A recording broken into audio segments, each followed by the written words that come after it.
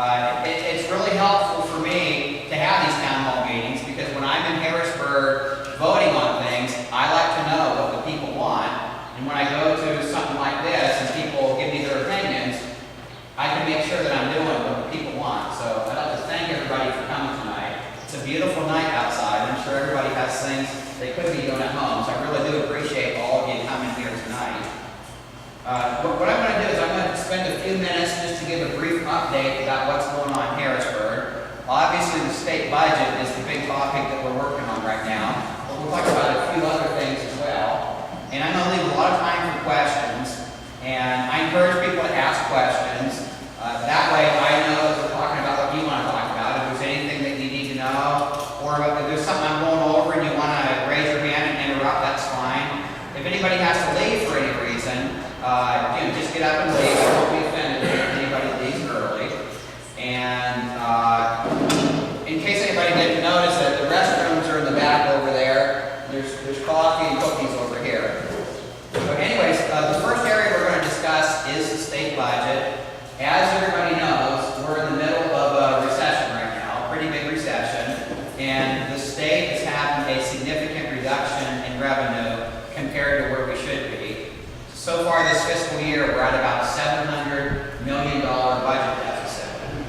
Now, when you look at the budget that's being proposed for next year, the governor has proposed about a $29 billion budget. That's about $1.29 billion more than last year's budget.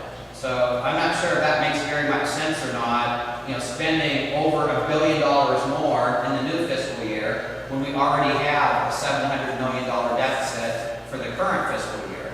So a lot of people I'm talking with, they're saying, Brad, we need to cut spending, not raise taxes. And most people feel they're paying enough taxes already, and we have to get the spending under control. I voted against the budget last year, and 2 years ago, and 3 years ago, because all three of them contained too much spending. Since the start of the Rendell administration, the budget has grown 42%, and that's not acceptable. The inflation rate since 2003 has been 24% over that period, but the budget is up 42%, and that cannot continue. The government cannot grow at a faster pace than the inflation rate, or else we end up with these deficits and we end up with taxes that people can't afford to pay.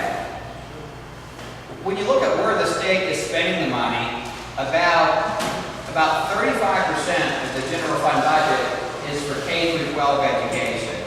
About 7% is for higher education. So right there's about 42% of the budget is for education. Sometimes I have people ask me, Brad, what can the state do, to spend more on, education, to spend more on the schools? And we're already spending 42%. Education is very important.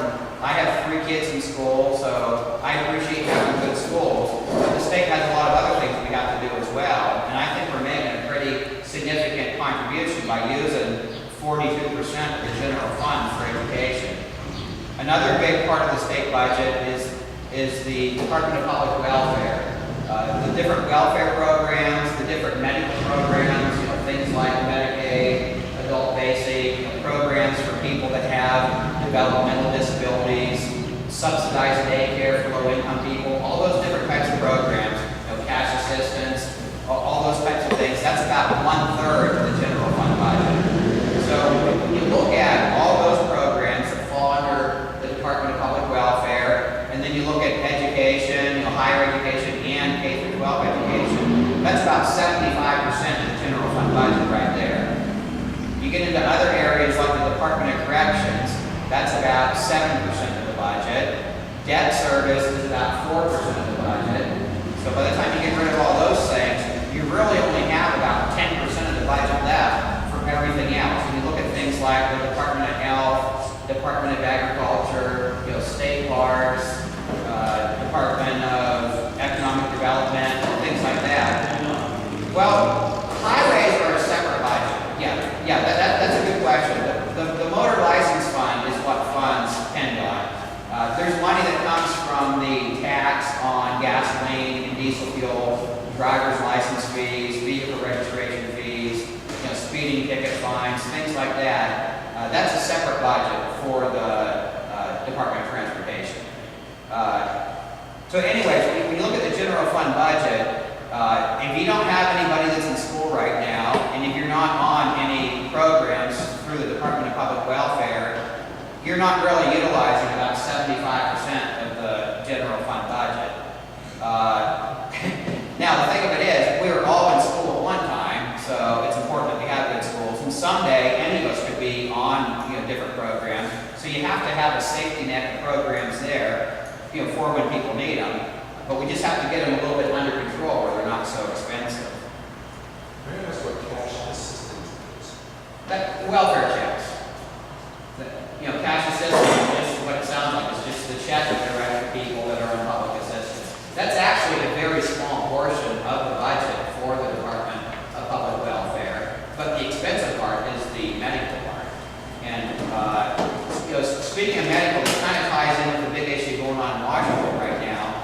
Right now in Pennsylvania, we have about 2 million people that are on medical programs through Pennsylvania. That includes things like Medicaid, people in nursing homes that are getting assistance from the state, adult basic, all the different programs like that. With the legislation they passed in Washington a week ago, that's going to add about 500,000 people that we have to cover on the state programs. And we're not sure where the money's going to come from for that. When you go from providing medical care for 2 million people and you increase that to 2.5 million people, that's a significant increase in expenses. So we're very concerned with what the federal legislation is doing. President Obama said the healthcare thing isn't going to raise taxes on low-income people, and he's right from the federal level. But what he's not saying is that states may have to raise the state personal income tax or the state sales tax to pay for the state portion of covering these extra people. Yes? And what if you don't raise that? If you don't do it at all? We don't have to raise taxes. I hope we don't raise taxes, but we will have to make significant cuts in other areas. So I'm one of 203 people. What if we just refuse to fund it? I mean, I understand that Tom Corbett's probably going to challenge the constitutionality of this. If we refuse to do it, the federal government would probably just withhold, all the federal money that's coming to Pennsylvania. So things like the federal money, for the federal portion of Medicaid, federal highway money, federal block grant money, all the federal money that comes back to the states. I assume they would probably just withhold that. How much is that? A lot. I don't